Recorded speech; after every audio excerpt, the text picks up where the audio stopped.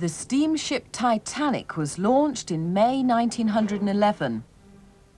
On the 10th of April 1912, she sailed from Southampton on her maiden voyage, bound for America with 2,200 people on board.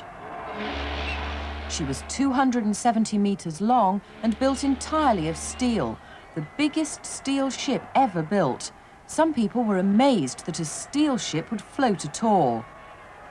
How do you think 45,000 tons of steel can float? She was the grandest passenger liner the world had ever seen, and Captain Edward Smith was proud of his ship. They also thought the Titanic was the safest ship ever built. They called her the Unsinkable. 3 days later was Sunday. She was halfway across the Atlantic. In the evening, the passengers were wining and dining. On the 4 passenger decks, there was every sort of luxury, from a swimming pool to a Turkish bath. Steaming along at 22 knots, they saw ahead what looked like just a little lump of ice. The time was 11:45. It felt like just a little bump, not even enough to spill the drinks on board. The passengers weren't worried. They didn't realize that the ship had been holed below the waterline. Icebergs are much more dangerous than they look. Let's see the collision again.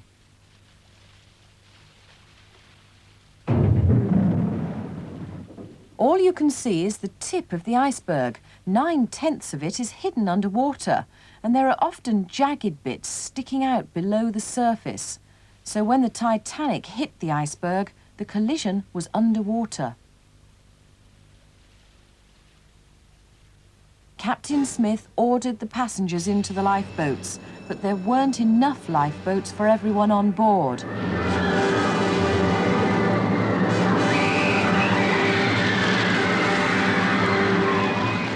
At 2:20 a.m., the Titanic went down. The unthinkable had happened. The unsinkable had sunk.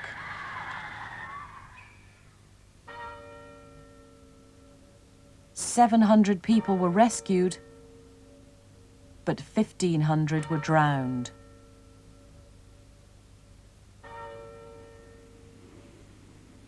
Why do icebergs float mostly underwater? How do ships made from steel manage to float at all? And why did the Titanic sink when the water ran in?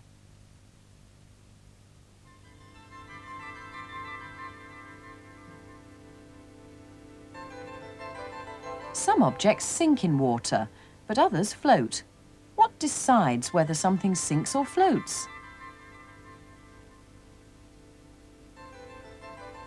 Tomatoes sink to the bottom, but bananas float up to the surface. Can you explain why?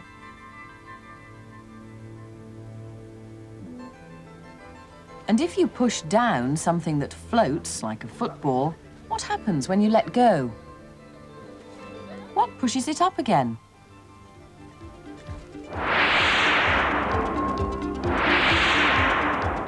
Hippos are massive animals.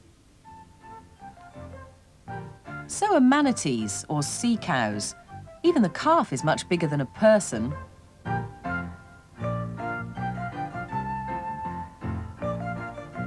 Nearly a ton, a good mass for a manatee. But in the water, all its weight seems to disappear. It floats about like an astronaut. What's lifting it up? The word hippopotamus means river horse. Why is it so light on its feet? And what about you? Why do you float like an iceberg with your head sticking out of the water? Where's your weight gone?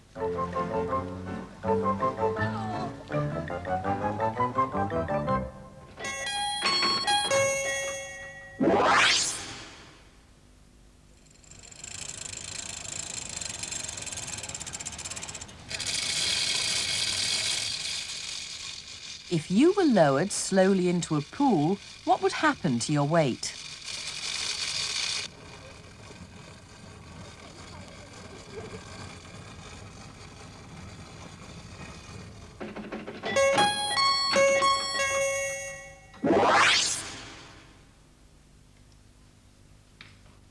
scientists are studying the weights of objects hanging in water.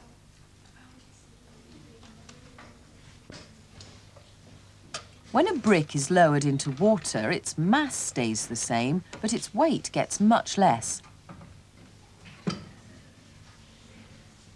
So what's pushing it up?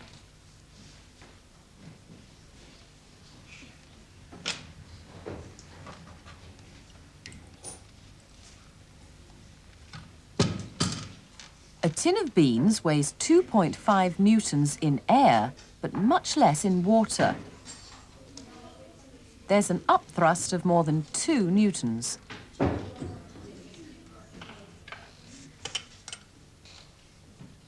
With an apple, the effect is even more dramatic. Its weight drops right down to 0.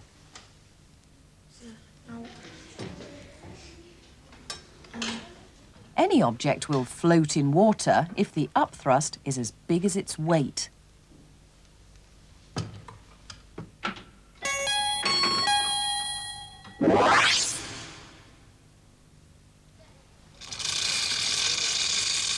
How about you?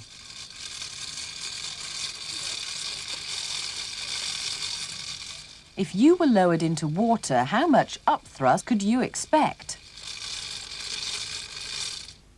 If you went all the way down, would the upthrust equal your weight?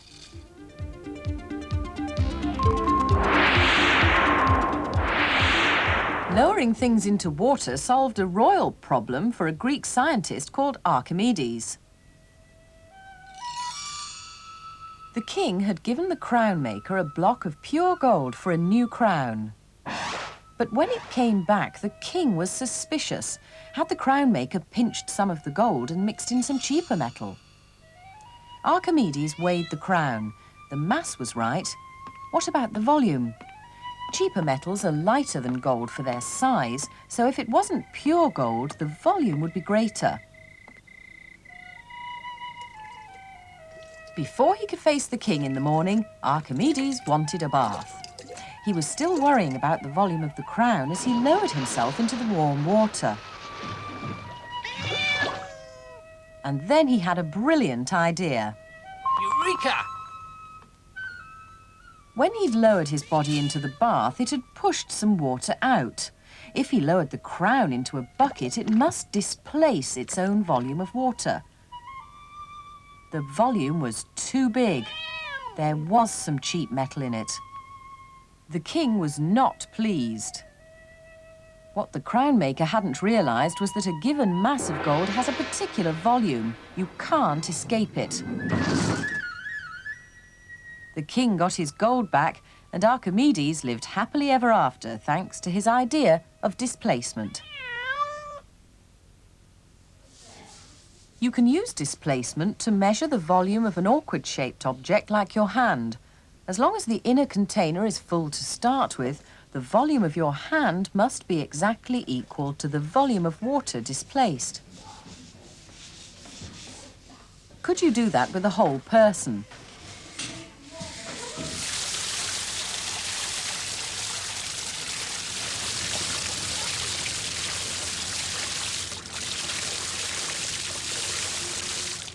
What precautions would you have to take to make sure it's a fair test? And how would you measure the volume of water?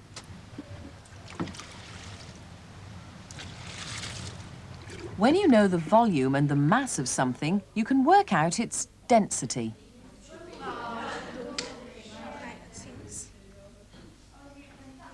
The density of any material is the mass of 1 cubic centimetre. So the density of plasticine is 3.0 grams per cubic centimetre. Different materials have different densities. Most metals are dense, and brass has a density of 8.4 grams per cubic centimetre. The density of water is 1 gram per cubic centimetre, and anything denser will sink. How can you predict what will float?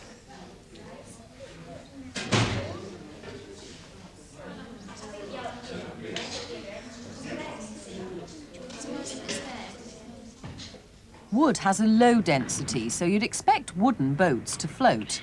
But what about big steel ships? Why doesn't the steel sink?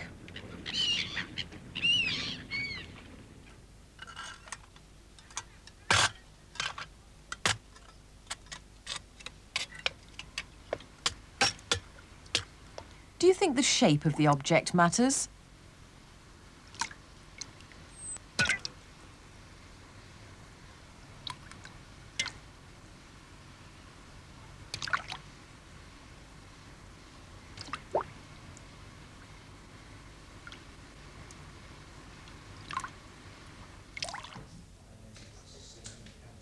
Can you make a boat out of plasticine? Plasticine has a density of 3 grams per cubic centimetre. So you'd expect lumps to sink in water, but if it's the right shape, it floats. That's because it displaces more water. Take a wide boat with a loose bottom and push it down, and it displaces a lot of water. Why doesn't the bottom fall off? It still doesn't fall off with a heavy weight on because there's a lot of upthrust.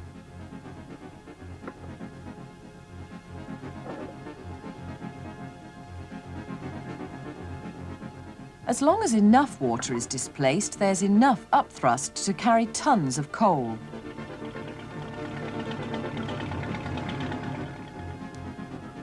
But what happens if the boat fills up with water?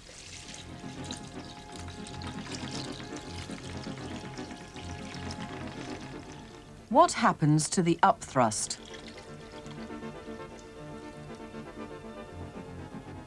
So now, can you see what happened to the Titanic? They thought she was unsinkable because she had steel bulkheads dividing her into separate compartments. If one compartment filled with water, it wouldn't matter. But the iceberg probably ripped a hole in 4 of them.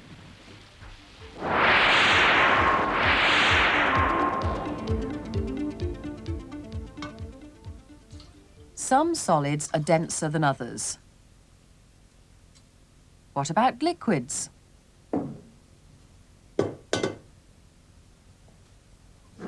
Different liquids also have different densities.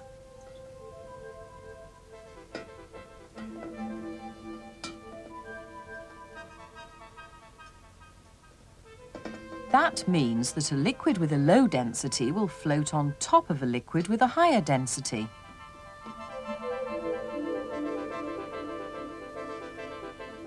One liquid that is less dense than water is alcohol.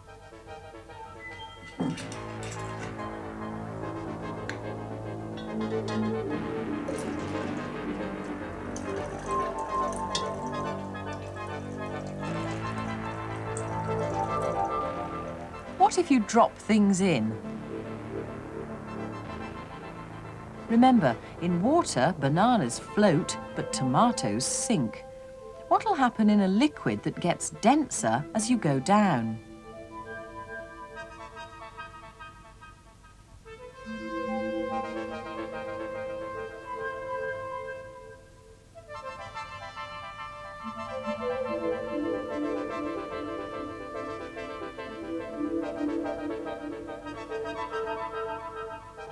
Why do you think the 2 bits of banana float at different levels?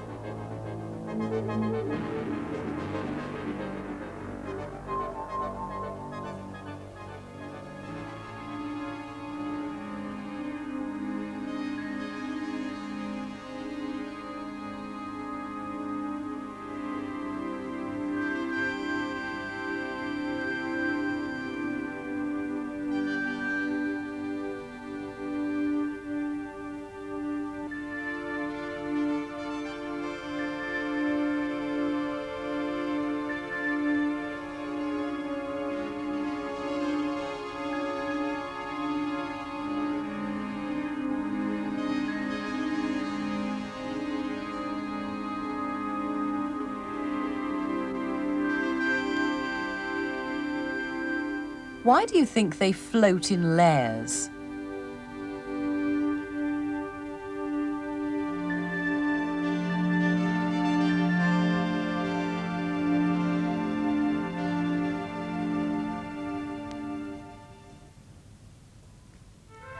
Submarines need to be able to float and sink.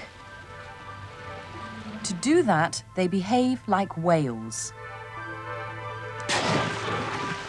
Before they dive, whales blow. They have to breathe out to get rid of the air and increase their density. So do submarines.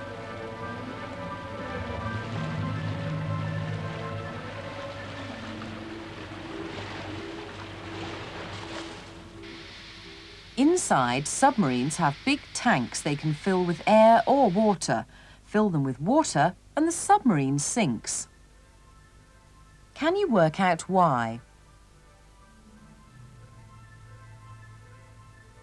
And how do you think it comes up again?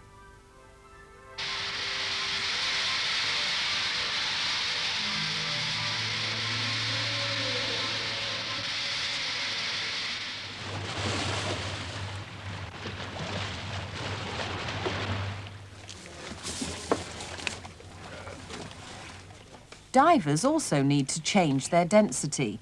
There's a lot of air trapped in the suits. Why do you think they need heavy belts?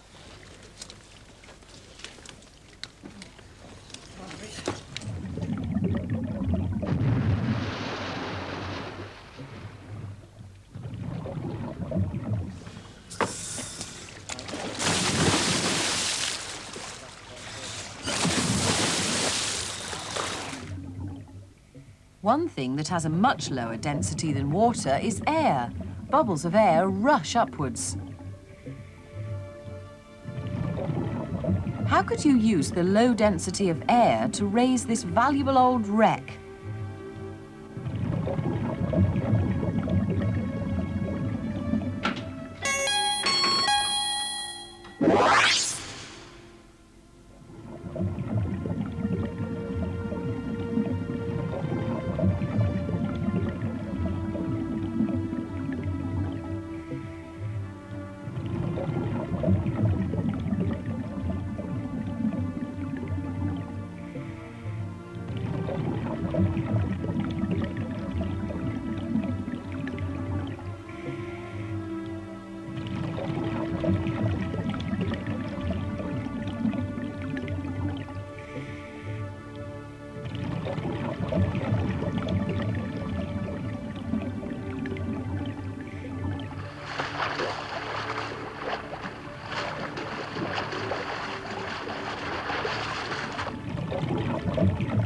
So if you were a salvage expert and you found an aircraft at the bottom of a lake, how many ways could you think of to raise it to the surface?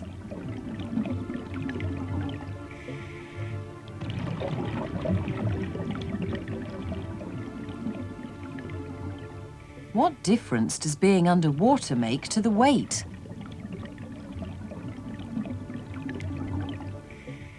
And if you'd found the steamship Titanic at the bottom of the Atlantic Ocean, how would you go about trying to lift her? And what other problems might there be?